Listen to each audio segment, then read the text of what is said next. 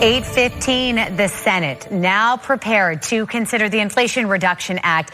It's a scaled-back version of the Build Back Better legislation. And this morning, we have David Williams with the Taxpayers Protection Alliance joining us live to analyze the spending provisions in this bill. David, good morning. I know last week we talked to you about your concerns with the taxes that are included in this.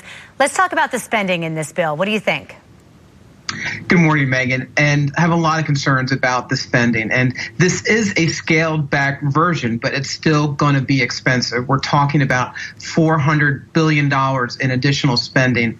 And some of my concerns are the $370 billion with green energy. And listen, I know it's very popular right now to talk about green energy, renewables, but this is a lot of money. And some of the red flags that I have, we're talking about $40 billion in production and manufacturing of solar, wind, and if you look at solar power, it's about 3% of the energy that we're generating in this country, and this is a lot of money. And this administration, this Senate, is obsessed with electric vehicles.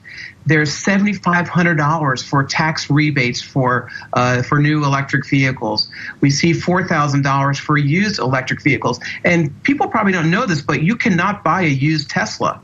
When you buy a Tesla, you sign an agreement saying that you can't resell it. So this is not something that Tesla owners or Tesla buyers are going to be able to do for a used Tesla. But that's really beside the point. This is going to be a lot of money. This is going to be billions of dollars. And Megan, we did this last year in the infrastructure bill. We spent, hundreds of billions of dollars in green energy. So here we go again. Let me ask you this, David.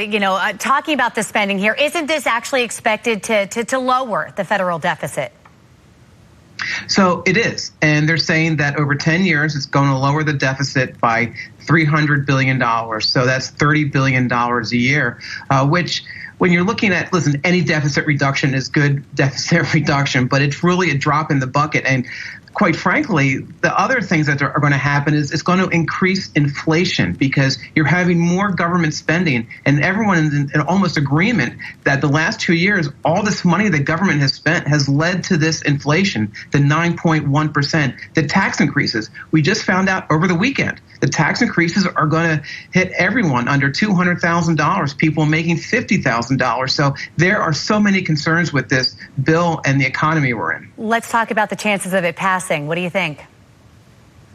So Kyrsten Sinema, I think, is the wild card here because she has said that she hasn't really seen the details. Now, everyone's been paying attention to Senator Schumer and Senator Manchin. Sure. Senator Manchin is the most popular or most vilified person, depending on who you talk to. But, Senator Sinema really is the key here in what she does, and she has expressed concerns about the spending and the taxes. So it's going to be an interesting week, that's for sure, a drama-filled week. And as of this morning, she is not saying which way she is going to vote on this. So we'll see what happens. David, thank you for weighing in. Thank you. 8:18.